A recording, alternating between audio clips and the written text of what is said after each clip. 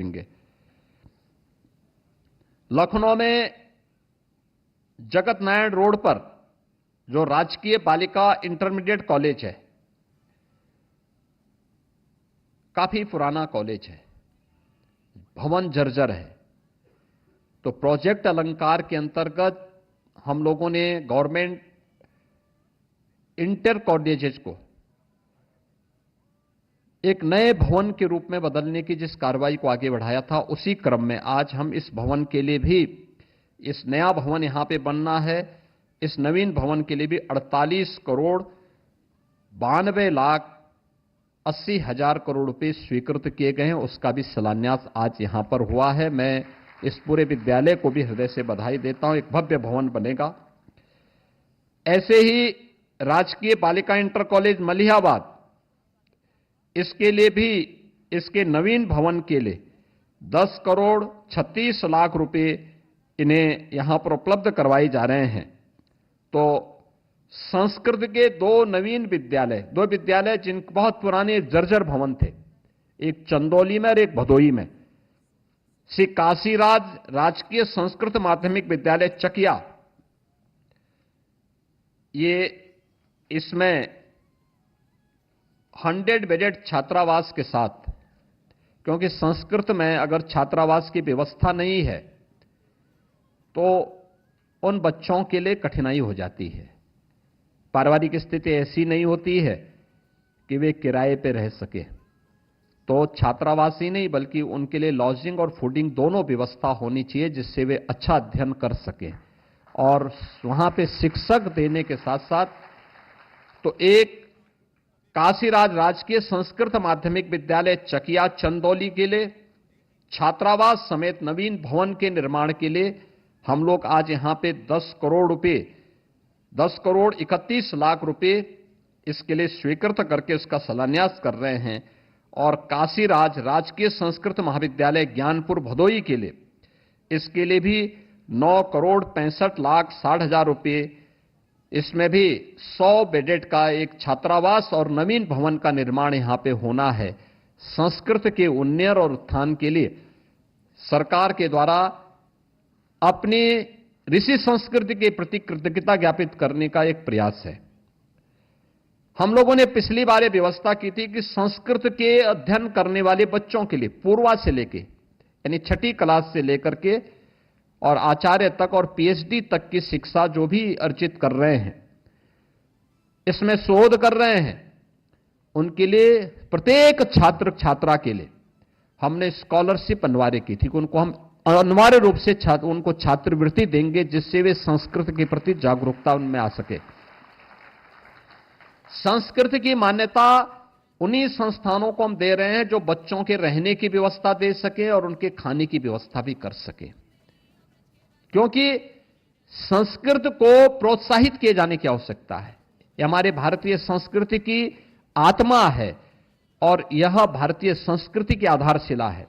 और इस दिशा से सरकार ने जो प्रयास प्रारंभ किए हैं, प्रोजेक्ट अलंकार में दूसरा अभियान है हमारा, जो निजी प्रबंधन के द्वारा संचालित सरकार की सहायता प्राप्त संस्थाओं का है।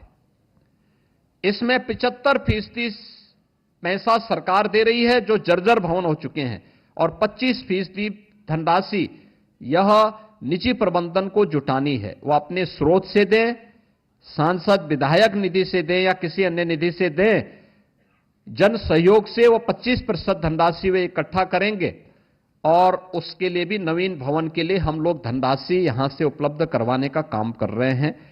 और इसमें भी काफी बड़ी संख्या में विद्यालयों का पुनरुद्धार हुआ है। और तीसरा है संस्कृत के जर्जर भवनों के लिए। प्रदेश में सैकड़ों ऐसे भवन थे संस्कृत विद्यालयों के जहां पर भवन जर्जर पड़ चुके थे, खंडर हो चुके थे, कोई व्यवस्था नहीं थी। सरकार ने व्यवस्था की है। निजी प्रबंधन 5% पैसा दे, 95% पैसा सरकार देगी और वहां पे भी नवीन भवनों का निर्माण होना चाहिए, पुस्तकालय का निर्माण होना चाहिए, डिजिटल लाइब्रेरी बननी चाहिए, अच्छी वहां पे स्मार्ट क्लासेस वहां पे भी बनने चाहिए, जिससे संस्कृत पढ़ने वाले बच्चों को हम डिजिटल युग में उन्हें भी डिजिटल क्रांति का ज्ञान करा सकें। ये एक नया इनिशिएटिव है सरकार के स्तर पर, जिसको हम आगे बढ़ाने का काम कर रहे हैं। और आज अभी आपने देखा होगा एक एमओयू यहां पे किया गया है, ये माध्यमिक शिक्षा परिषद के बीच में, और साथ साथ यहां पर हम लोगों ने टाटा कंसल्टेंसी के साथ,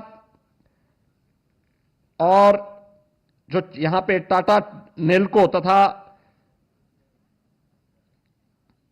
यास्कावा, ये जापान की कंपनी है, इनके अधिकारियों के साथ एक एमओयू यहां पे हुआ है।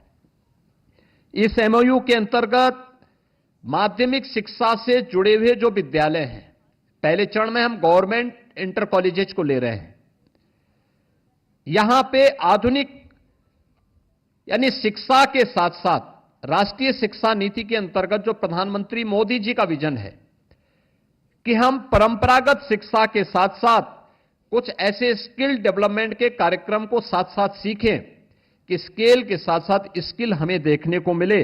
और इसमें खासतौर पर ड्रीम योजना के अंतर्गत design, robotics, electronics and additive manufacturing lab की स्थापना का कार्य इसमें होगा। लगभग 162 करोड़ 72 लाख रुपए की लागत से कार्यक्रम चलेगा, जिसमें समग्र शिक्षा द्वारा इसको 77 करोड़ रुपए की धनराशि वहन की जाएगी।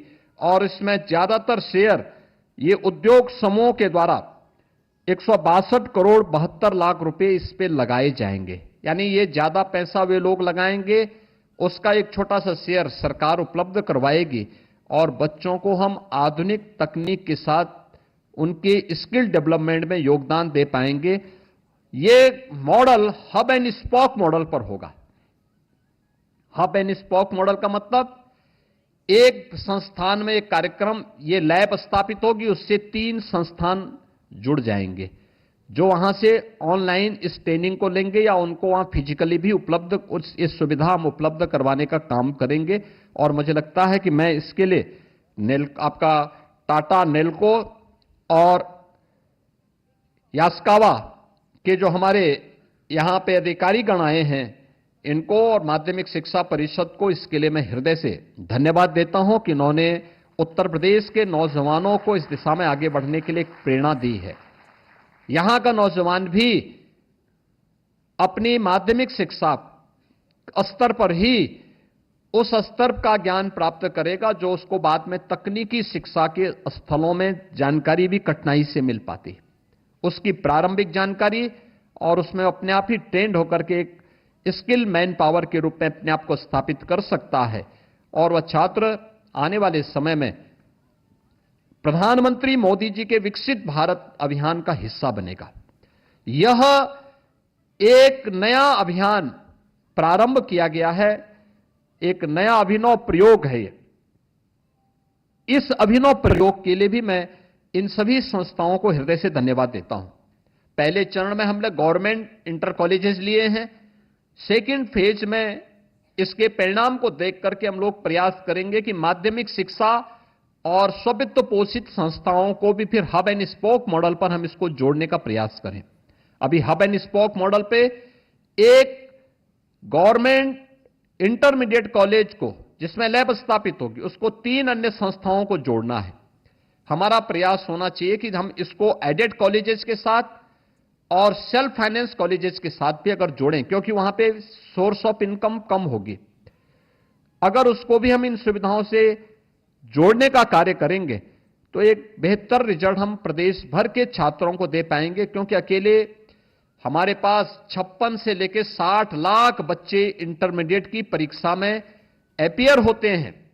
तो मान के चलिए कि हाई स्कूल और इंटरमीडिएट में इन छात्रों की संख्या, केवल हाई स्कूल और इंटरमीडिएट में ही अगर हम छात्रों की संख्या को देखेंगे तो लगभग यह 1 करोड़ 20 लाख के आसपास होती है।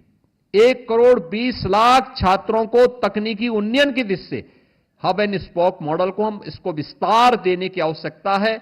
इसको हम पीपीपी मोड पर भी आगे बढ़ाने का काम कर सकते हैं, अन्य संस्थाओं को भी इसमें इन्वॉल्व कर सकते हैं, जिसको हम इसको एक बेहतरीन मॉडल और प्रधानमंत्री जी के विजन को जमीनी धरातल पर उतारने में सफल हो पाएंगे। यह एक अच्छा प्रयास आज यहां पर इस कार्य के माध्यम से हो रहा है। मैं ड्रीम प्रोजेक्ट के लिए, ड्रीम लैब के लिए आप सभी को हृदय से बधाई देता हूं। आज यहां पर जिन छात्रों को सम्मानित किया गया है, मुझे अच्छा लगा। पिछले 8 वर्ष में हम माध्यमिक शिक्षा की और उत्तर प्रदेश की स्कूली शिक्षा की तकदीर और तस्वीर को बदलने में सफल हुए हैं। याद करिए 2000